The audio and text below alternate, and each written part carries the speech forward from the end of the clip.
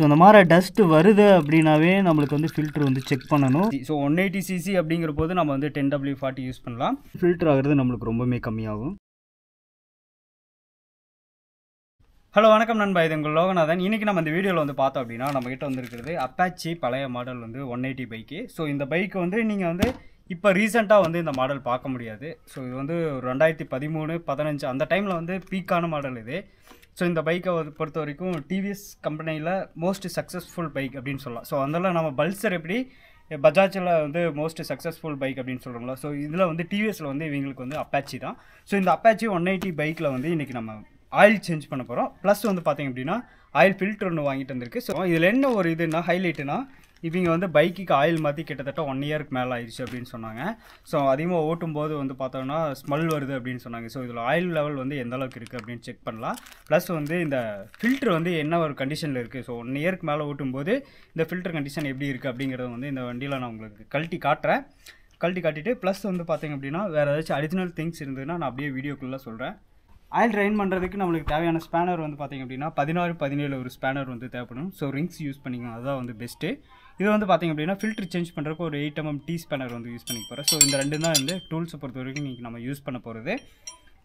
First வந்து oil வந்து drain பண்ணிக்கலாம். கீழே இருக்கும் ஆயில் ட்ரைன் வந்து கீழே இருக்கும். ஸோ ட்ரைன் நெட்டு அதுக்கு வந்து பார்த்திங்க அப்படின்னா 17mm ஸ்பேனர் யூஸ் பண்ணிங்கன்னா அது ட்ரைன் பண்ணுறதுக்கு ஈஸியாக இருக்கும்.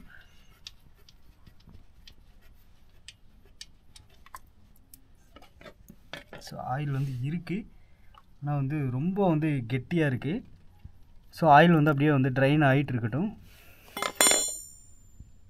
பார்த்தீங்களா டஸ்ட்டு, பார்த்தீங்களா இந்த டஸ்ட்டு வந்து நம்மளுக்கு ட்ரைனில் வந்துருக்கு, ட்ரைன் நெட்டில் வந்துருக்கு. ஸோ அந்த மாதிரி டஸ்ட்டு வருது அப்படின்னாவே நம்மளுக்கு வந்து ஃபில்ட்ரு வந்து செக் பண்ணணும். ஃபில்டர் கண்டிஷன் மோசமாக இருந்துச்சு அப்படின்னா இன்ஜினோட லைஃப் வந்து ரொம்ப டேமேஜ் ஆகிரும். ஆயில் பொறுத்த வரைக்கும் நம்ம 10W40 யூஸ் பண்ணுறோம். ஏன் வந்து 10W40னா நம்ம வந்து இது 180cc. ஸோ 180cc அப்படிங்கிற போது நம்ம வந்து 10W40 யூஸ் பண்ணலாம், நல்லா தான் இருக்கும். ஒரு சிலர் வந்து 20W40 வந்து யூஸ் பண்ணுவாங்க. ஸோ அது வந்து அதை வந்து அவாய்ட் பண்ணிக்கோங்க. 10W40 ஓகே தான் 180, 150க்கெல்லாம். ஸோ 20W40 போனீங்கன்னா நம்ம ஆல்ரெடி சொல்லியிருப்போம் இந்த ஹீட்டிங் இஷ்யூவெல்லாம் இருக்கும் அப்படின்னு சொல்லிட்டு. அதோட திக்னஸ் வந்து அதிகமாக இருக்கனால சர்க்குலேஷன் வந்து நம்மளுக்கு ஈஸி ஆகாதுன்னு சொல்லியிருப்போம். ஸோ அதே மாதிரி தான் இந்த பைக்குக்கு 10W40 வந்து யூஸ் பண்ணலாம். ஸோ நல்ல மோட்டோல் பிராண்ட் வந்து பொறுத்த வரைக்கும் நல்ல ஒரு பிராண்டு தான். ஸோ ஆயில் பொறுத்த வரைக்கும் சூப்பராக இருக்கும். நெக்ஸ்ட்டு வந்து அப்படியே ஃபில்டரை வந்து ரிமூவ் பண்ணி பார்க்கலாம். இது வந்து பார்த்திங்கன்னா ஃபில்ட்ரு. ஸோ 8mm நட்டு கொடுத்துருப்பாங்க. போல்ட் வந்து கரெக்டாக வந்து இது கழட்டும் போதும் சரி, டைட் வைக்கும் போதும் சரி கேர்ஃபுல்லாக வந்து டைட் வைங்க.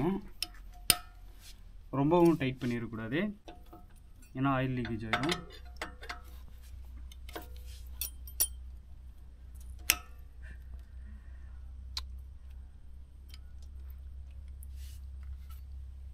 வச்சுக்கலாம்.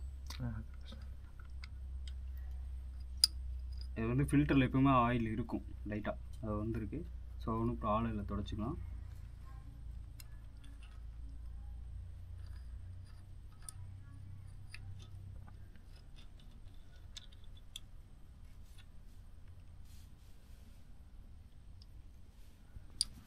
இங்கே வந்து இந்த ஓரிங் மாதிரி கொடுத்துருப்பாங்க. இந்த ஓரிங் வந்து நெக்ஸ்ட்டு சர்வீஸில் வந்து நம்ம ஆயில் மாற்றும் போது சேஞ்ச் பண்ணிக்கலாம். ஓரளவுக்கு நல்லா தான் இருக்குது. இந்த ஓரிங் போயிடுச்சுனாலும் நம்மளுக்கு ஃபில்டர்லேருந்து ஆயில் லீக்கேஜ் ஆகும். ஸோ இதில் ஒரு ஸ்ப்ரிங்கு மாதிரி கொடுத்துருப்பாங்க, இந்த ஃபில்டர் வந்து உள்ளே லாக் பண்ணி பிடிக்கிறதுக்கு. ஸோ இதோட கண்டிஷன் பாருங்கள், ரொம்ப வந்து டஸ்ட்டெல்லாம் ஏறி இந்த மாதிரி டஸ்ட்டு ரொம்ப அதிகமாக ஏறிடுச்சு அப்படின்னா அந்த ஃபில்டர் என்ன ஆகுன்னா ஆயில் ஃபில்டர் ஆகிறது நம்மளுக்கு ரொம்பவே கம்மியாகும். ஸோ ஆயில் ஃபில்டர் ஆகி உள்ளே போகிறது சர்க்குலேஷன் நம்மளுக்கு ட்ராப் ஆகும். ஸோ இந்த சர்க்குலேஷன் ட்ராப் ஆச்சு அப்படின்னாவே நம்மளுக்கு வந்து இன்ஜின் ஹீட் வர்றதுக்கு ஆரம்பிக்கும் ஆட்டோமேட்டிக்காக. ஸோ இவங்களுக்கு அதுதான் நடந்திருக்குன்னு நினைக்கிறேன். இங்கே பாருங்கள் எவ்வளோ டஸ்ட் இருக்குன்னு. ஃபில்டர் பொறுத்த வரைக்கும் நம்ம கரெக்டாக வந்து மாற்றி சேஞ்ச் பண்ணிக்கணும். இது அவ்வளோதான். இந்த ஃபில்டர் பொறுத்த வரைக்கும் நிறையா வந்து டஸ்ட்டு வந்து ஃபார்ம் ஆயிடுச்சு, உள்ளே ஒட்டிகிட்டு இருக்குது.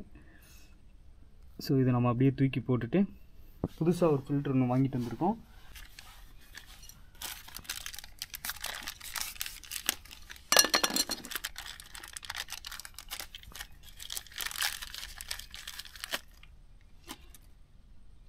இதோட பர்பஸ் என்ன அப்படின்னா, இங்கே கட்டலு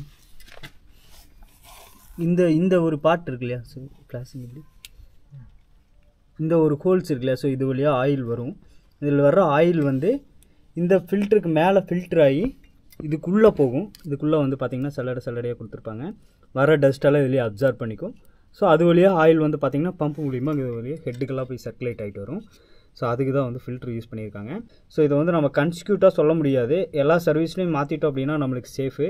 அட்டை மாதிரி தான் கொடுத்துருப்பாங்க. ஸோ இது கரெக்டாக நீங்கள் பார்க்காத விட்டீங்க அப்படின்னா இது வந்து ஃபில்ட்ரு வந்து நசிஞ்சு போயிடும். நசிஞ்சு போயிடுச்சுன்னா நம்மளுக்கு வர ஆயில் வந்து ஃபில்டர் ஆகாமல் அப்படியே உள்ளே போகும். ஸோ அதில் ஏதாவது சின்ன டஸ்ட் இருந்ததுனால நம்மளுக்கு சர்க்குலேஷன் வந்து ஃபால்ட் ஆகலாம். ஸோ இந்த ஃபில்டரை பொறுத்த வரைக்கும் நம்ம ஆயில் சேஞ்ச் பண்ணும்போதே கையோட மாற்றிக்கிறது பெஸ்ட்டு. இல்லை அப்படின்னா நீங்கள் வந்து அதிகமாக பைக் யூஸ் பண்ணுறீங்க அப்படின்னா ஒரு 2 ஆயில் சேஞ்ச் பண்ணுறதுக்கு ஒருக்கா அந்த ஃபில்டர் வந்து நீங்கள் சேஞ்ச் பண்ணிக்கலாம். ஸோ குயிக்காக வந்து ஒரு 6 மந்த்து தான் இதோட வேலிடிட்டி மாதிரி வச்சுக்கோங்க. அதுக்குள்ளே வந்து நம்ம இதை சேஞ்ச் பண்ணுற மாதிரி தான் இருக்கும். ஒரு குயிக்காக வந்து நீங்கள் ஒரு 6 மாதத்துக்குள்ளே 2 ஆயில் மாற்றுறீங்க அப்படின்னா அதுக்கப்புறம் கூட மாற்றிக்கலாம். இல்லை அப்படின்னா ரொம்ப வருஷம் வச்சு ஒரு வருஷத்துக்கு பக்கமாக ஆகும், நான் வந்து ஒரு 3000 கிலோமீட்டர் ஓட்டிருக்கு அப்படின்னு வந்து பார்த்திங்கன்னா இதை வந்து குயிக்காக மாற்றிக்கிங்க. அதுதான் உங்களுக்கு வந்து சேஃபு. போகலினாலும் இதை வந்து மாற்றிக்கிங்க. இதோட ப்ரைஸ் வந்து ஒரு 30 ரூபாயிலேருந்து 40 ரூபா தான் வரும். ஸோ அதை பார்த்துட்டு நீங்கள் வந்து இன்ஜினோட லைஃப்பை வந்து ஸ்பாயில் பண்ணிக்காதீங்க. ஜஸ்ட் இதை வந்து அப்படியே வந்து உள்ளே வந்து அந்த கட்டு மாதிரி இருக்கும், அந்த ரவுண்டு ஷேப்பில் இருக்கு இல்லையா, ஸோ அந்த ரவுண்டு ஷேப்பில் இருக்கும். ஸோ அந்த ரவுண்டு ஷேப்பில் ஜஸ்ட்டு வச்சு இந்த ஹோல் உட்கார மாதிரி வச்சு உள்ளே வச்சுட்டு மேலே வந்து பார்த்தோம்னா நம்மளுக்கு வந்து ஸ்ப்ரிங்கு வரும். இந்த கேஸ்டிங்கில் அப்பாச்சிக்கு வந்து பொறுத்த வரைக்கும் இந்த கேஸ்டிங்க்கு மேலே வர்ற நட்டு வந்து சின்னதாக வரும். இதில் பெரிய நட்டுக்கு இது வச்சு டைட் பண்ணிடாதீங்க. ஸோ அது வந்து பெரிய நட்டு வந்து இங்கே வந்து நம்மளுக்கு ஸ்லாட் மாதிரி கொடுத்துருப்பாங்க. இந்த லென்த்து மாதிரி மேலே வந்து பார்த்திங்கன்னா இந்த லென்த்து ஃப்ளோவாக இருக்கும். ஸோ அதுக்கு மட்டும்தான் இந்த பெருசு வரும்.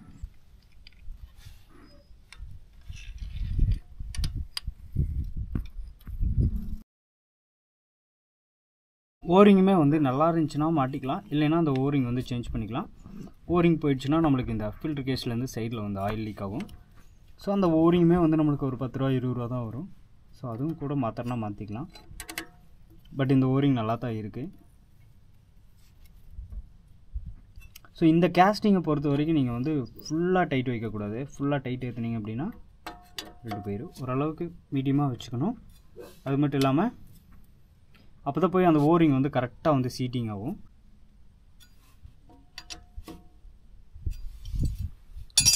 நெக்ஸ்ட் வந்து இந்த ஆயிலோட கண்டிஷன் எப்படி இருக்குன்னு பார்ப்போம். ஸோ ஆயில் பாருங்கள், ஆயில் வந்து ரொம்பவுமே ஹார்ட்னஸ் ஆயிடுச்சு. ரொம்ப நாளாக மாற்றாமல் ஓட்டிட்டாங்கன்னு நினைக்கிறேன். நான் ட்ரைன் வாஷர் சொன்னோம். ஸோ இந்த ட்ரைன் வாஷர் வந்து இந்த சைடு வந்து திருப்பி வச்சு டைட் பண்ணிடுவோம். ஸோ இது இன்னொரு சர்வீஸ் யூஸ் பண்ணலாம். நெக்ஸ்ட் டைம் வரும்போது இந்த ட்ரைன் வாஷர் வந்து மாற்றிக்கலாம்.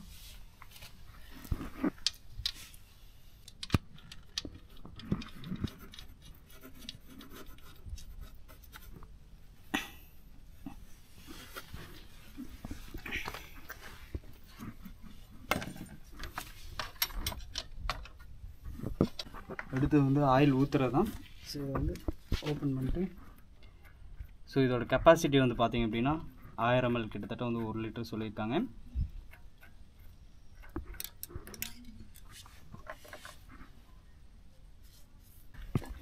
அப்படியே வந்து ஆயில் போடலாம்.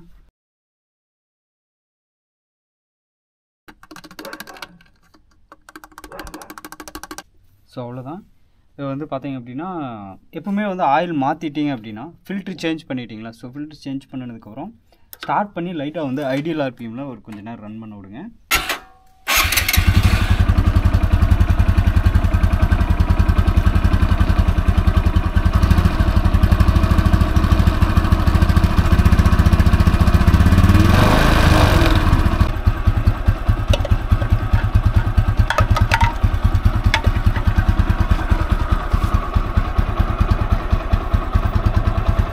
எட்நூற்றி 50 ml இருக்குது. ஸோ இது வந்து பார்த்திங்கன்னா நம்மளுக்கு நார்மல் தான். ஸோ பெருசாக ஆயில் எதுவும் வந்து ட்ராப் ஆகலை. ஸோ நம்ம ஏன்னா ஃபில்டரில் கொஞ்சம் ஒரு 100 ml பக்கமாக போயிருக்கும். அது போக டென்சிட்டி கம்மியானது, நம்மளுக்கு வந்து டென்சிட்டி அடர்த்தி ஆகுது. ஸோ அதனாலேயே வந்து நம்மளுக்கு அதோட கொள்ளளவு கொஞ்சம் கம்மியாக இருக்கலாம். ஸோ இது வந்து நார்மல் தான். So 1 year ஓட்டிட்டேன்றாங்க. ஸோ 1 year ஓட்டுறங்கிற போது இந்தளவுக்கு இருக்கிறது ஓகே தான். அப்படியே இந்த பழைய ஆயிலில் வந்து லைட்டாக வந்து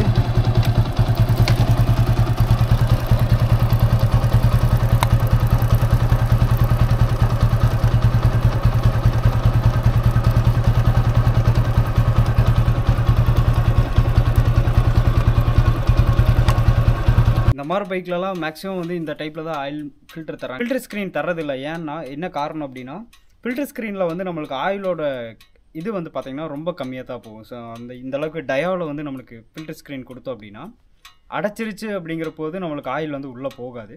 ஸோ இந்த அட்டையில் அடைச்சிருச்சு அப்படிங்கிற போது ஒரு சின்ன சின்ன கேப் இருந்ததுனால அதை செக்ஷன் பண்ணி எடுத்துக்கும்.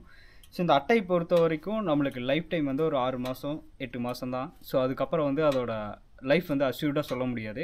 இது வந்து இந்த ஃபில்டருமே வந்து பார்த்திங்கன்னா பார்க்குறதுக்கு விஷுவலாக நல்லா இருக்கிற மாதிரி தான் இருக்கும். பட் கிடையாது. இதில் வந்து ஏகப்பட்ட டஸ்ட்டெல்லாம் வந்து ஃபார்ம் ஆகிருக்கும். ஸோ இந்த டஸ்ட்டெல்லாம் வந்து நீங்கள் க்ளீன் பண்ணியும் மாட்ட முடியாது. க்ளீன் பண்ணுறது வேஸ்ட்டு தான். ஸோ இந்த மாதிரி டஸ்ட்டு ஃபார்ம் ஆயிடுச்சு அப்படின்னா நம்மளுக்கு வந்து ஆயில் சர்க்குலேஷன் ஃப்ளோவாக இருக்காது. ஸோ ஃப்ளோவாக இல்லை அப்படிங்கிற பட்சத்துக்கும் நம்மளுக்கு வந்து இன்ஜினுக்கு வந்து கரெக்டான ஆயில் சர்க்குலேஷன் போகாது. அதனால் வந்து நம்மளுக்கு ஹீட்டிங் இஷ்யூ இந்த மாதிரிலாம் கம்ப்ளைண்ட் எல்லாம் வரலாம்.